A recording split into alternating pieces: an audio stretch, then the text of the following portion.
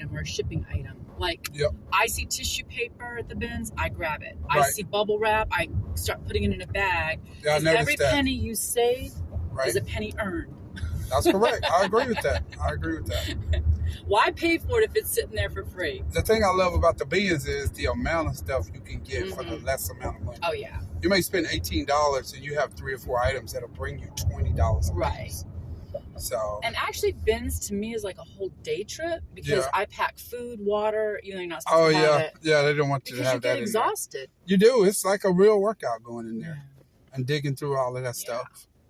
But I like it. I can't lie. I could probably spend a whole day in there if I wanted to. Oh, I usually do on Sundays. So, but we are okay with the bread and butter. Some people only want the big sales. Some people call it bread and butter. I call it fish and bread. Mm-hmm. Fish and bread keep a poor man fed. But why wouldn't you take, if you could find a quarter on the sidewalk and when you picked it up, it turned into $10, why wouldn't you do that? Absolutely.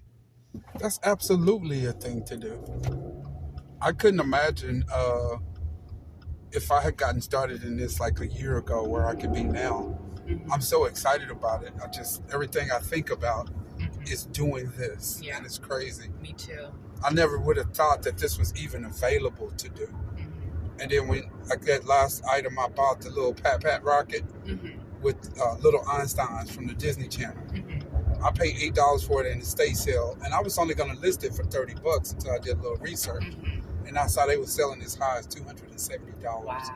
So mine was kind of faded a little bit, so I charged out $129 for mine. Mm-hmm. I'm sitting there listing last night, and while I'm listing, the cha-ching sound goes off. Somebody bought the rocket, and I was like, wow, are you kidding me? $129? I paid $8. And that would be like at a normal job, like 4 hours of work. Exactly. If you're lucky. Exactly. If you're lucky. You're right about that. And it took me all of 10 minutes to find that thing and say, okay, I'll buy it. So hopefully today we'll find some good stuff too. We will. I look forward to us going to Kent, and I think that would be a really good trip as well. Yeah, when it gets like springish. It gets warmer, yeah.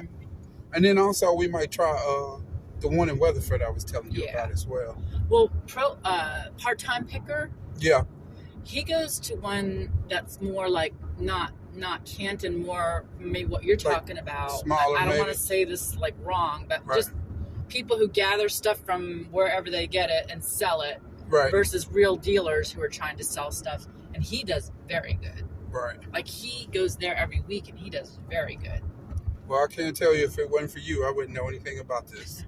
I was telling my brother the other day. I said, "Man, it's amazing the stuff that's going on that we don't have a clue about."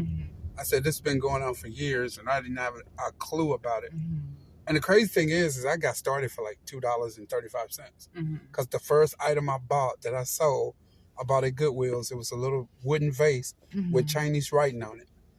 And I put it online. I remember you showed me that. I put it online, and I asked $35 for it. It sold within like 30, 40 minutes of me listing it. It might have been worth So it's probably worth more.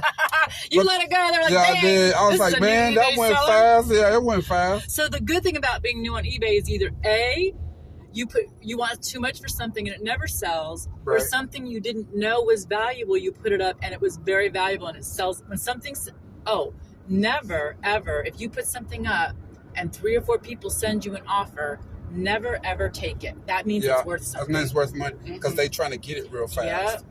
I haven't been running many auctions lately anyway. I've been just going with the buy it now price and accepting offers. That seems to work better for me right now. But if you find something you don't know what it's worth, try the auction one time and just see what happens. Right. And then if it doesn't sell, then you can throw it back. Yeah, I noticed I saw you sold a couple things on auction before too. I didn't know what they were worth. Yeah, I might try that as well. Especially if it's something antique or old. Right. And there's not other ones and you're not sure. Right. Say, well, let's just try an auction and put like a little higher price, like $29.99, like if you paid $1 for it. Because if it sells for $29.99, cool beans. But what if it's something everybody wants? Because that's happened to me. That's true. I told you about that sterling bracelet that I put up that sold for $2,000. That